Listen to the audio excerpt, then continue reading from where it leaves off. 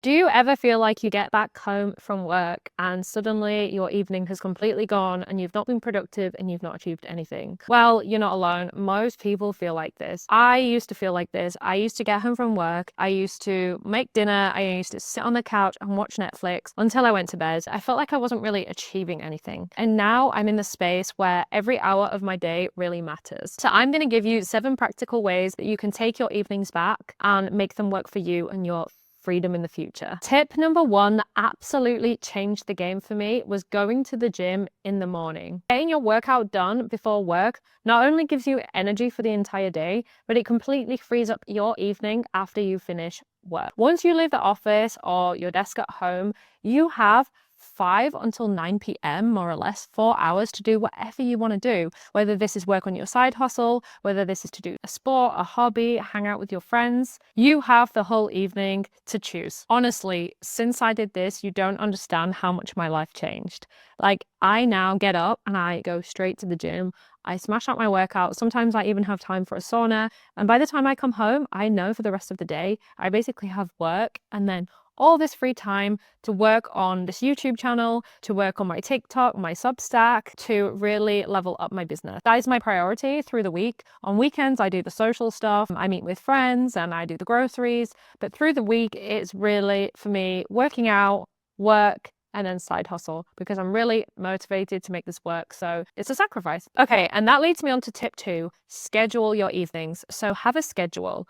Every week on a Monday, Wednesday, and Thursday, I work on my side hustle. Tuesday, I have a group workout with friends. Thursday, I go for dinner with friends. Time blocking my weeks and having sort of a predictable routine that I can follow has changed the game. It means that I can exceed in every single aspect of my life, and I am allocating the correct time to each of my priorities. Time, block your calendar, and stick to it.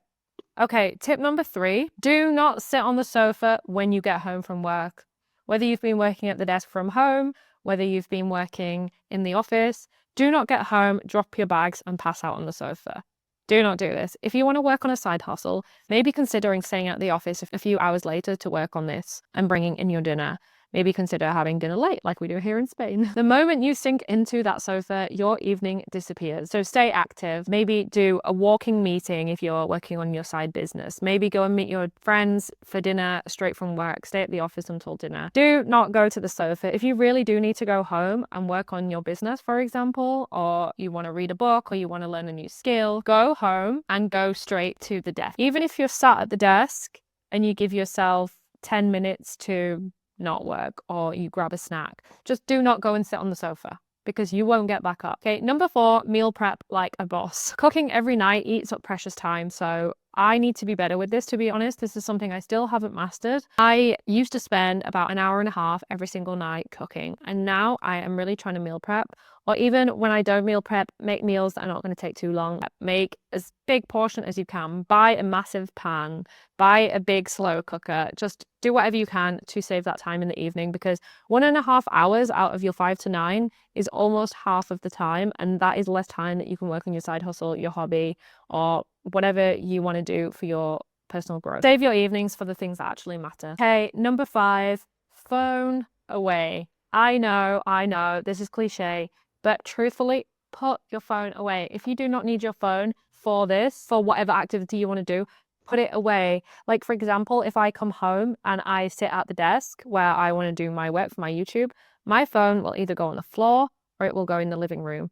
And once it's not there, I forget about it. I don't even think about it. I'm so in the zone doing my work and doing my side hustle that I don't even think about it. So if my phone is next to me and I can see it, I will pick it up and think, oh, I wonder who's messaged me or how many comments I got on my recent TikTok video or something. But no, put it away. When you're creating, put your phone away. No scrolling, no notifications, no distractions. Make that 5 to 9 count. Just focus on what you've planned on your time block. Number 6, create an evening routine and stop by 9 p.m.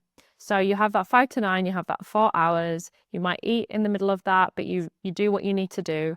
9 p.m, you stop. You put on some jazz music, set a timer for 20 minutes. Don't go over that 20 minutes and just put away what you need to put away. Get your clothes out for the next day. Pack your bag for the next day so that you are prepared. Your mind feels lighter and your sleep will thank you. Okay, final tip, number 7, consistent sleep-wake time.